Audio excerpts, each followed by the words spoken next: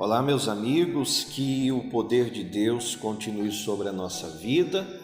Pastor Jadson Lima com vocês, e eu quero juntos, em nome de Jesus, fazermos uma meditação na palavra do Senhor nosso Deus e estudar com você o Salmo de número 1. Esse salmo, que é um salmo de sabedoria, que apresenta para nós um vívido contraste entre o caminho do justo, dos versículos 1 a 3, e também do ímpio, do versículo 4 até o 6. O autor, ele não é indicado, e nem qualquer circunstância em que teria sido escrito esse poema. Então, quando nós analisamos esse texto, a gente observa que ele está focalizando as diferenças de caráter e os diferentes destinos reservados para os justos e também para os ímpios. E ele serve como uma introdução a todo o livro de Salmos. E este salmo ele é como um farol para nós, que mostra o caminho do porto em meio à tempestade. Ou seja, ele nos ilumina e aponta para a verdade, até mesmo quando as falsidades de nossa cultura começam a nublar o nosso discernimento. Ele vai afirmar que há um caminho e é apenas único para a verdadeira vida. Ignorá-lo é aceitar a morte como um tolo. E esse salmo ele diz assim: bem-aventurado é aquele que não anda no conselho dos ímpios, nem se detém no caminho dos pecadores, e nem se assenta na roda dos escarnecedores. Pelo contrário, o seu prazer está na lei do Senhor, e na sua lei ele medita de dia e também de noite.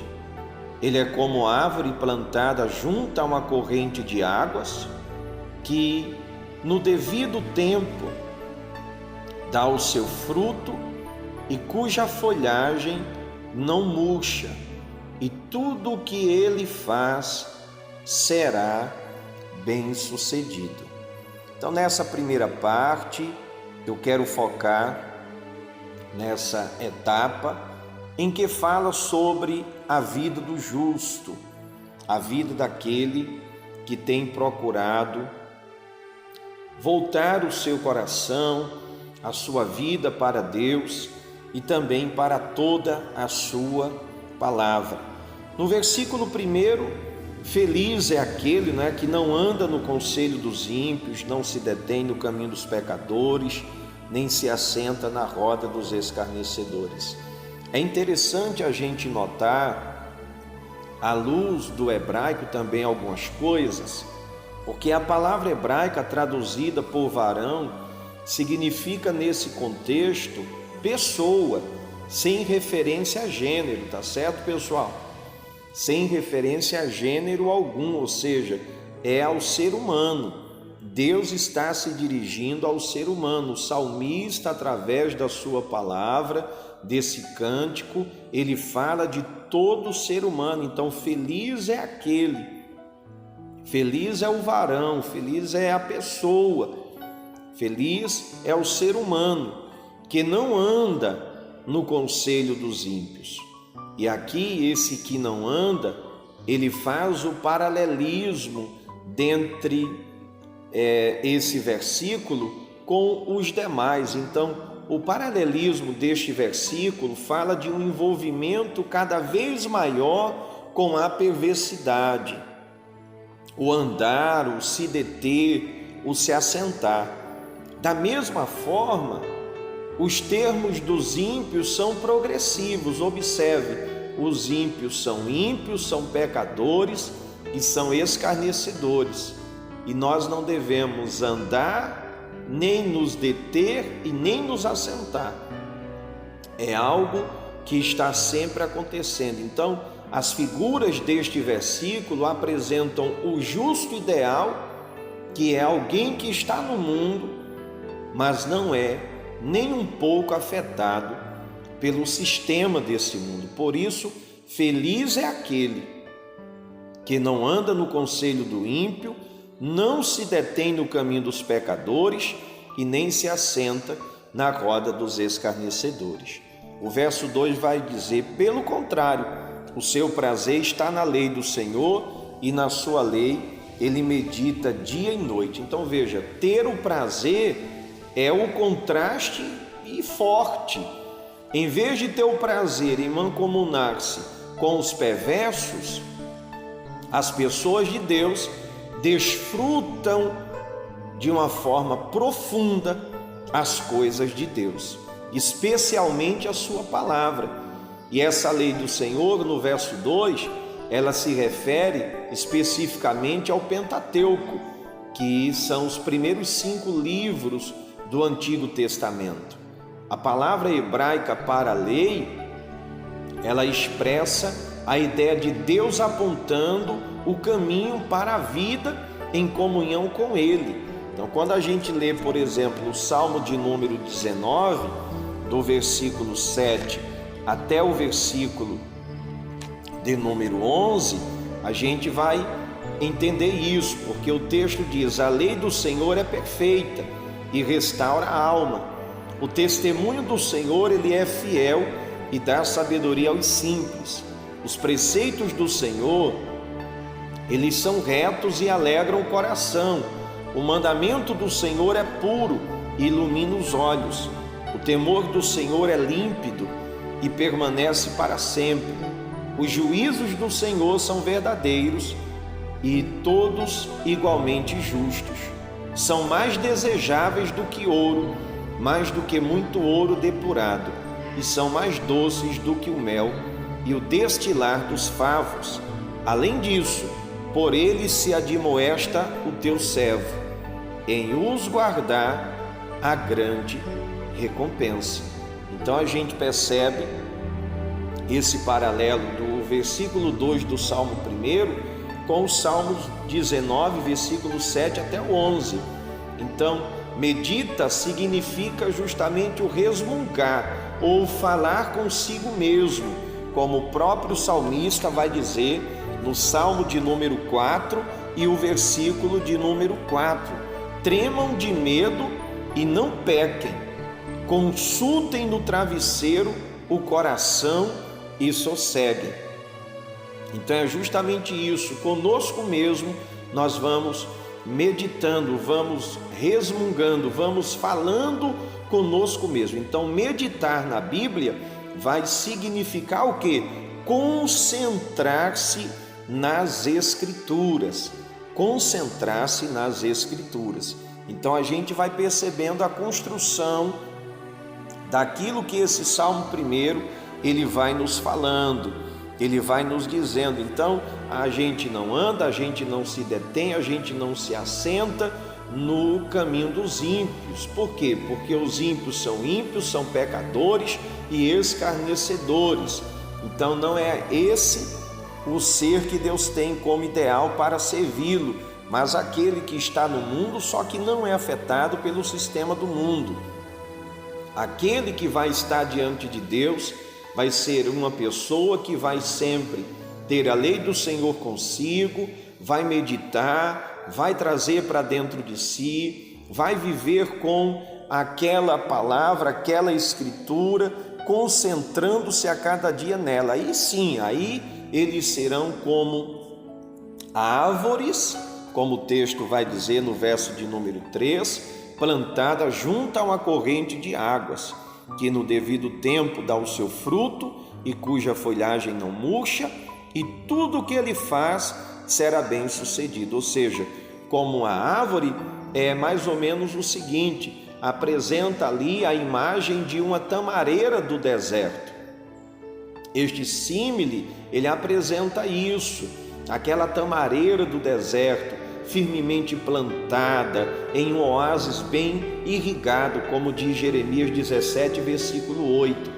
Então todas as partes da árvore são valiosas e aproveitáveis para Deus, pessoas de quem Ele, o eterno Deus, Ele se agrada. Salmo de número 33, versículo 15, Salmo 147, versículo 11. E o texto vai dizer: prosperará. Então, prosperará não é garantia de um futuro de riqueza material para o justo. Não confunda as coisas.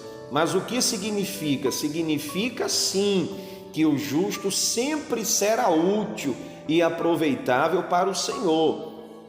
Então, cuidado para não fazer um paralelo com relação ao entendimento errado disso aqui. Esse prosperará não é que o Senhor está dizendo o justo vai ser próspero, vai ter muita riqueza, vai ter muitos bens materiais. Não é isso, porque a maior riqueza para aquele que é justo é sempre ser útil e aproveitável para o Senhor. Procure entender isso de uma forma simples, e eu estou tentando justamente ser o mais simples possível para você entender.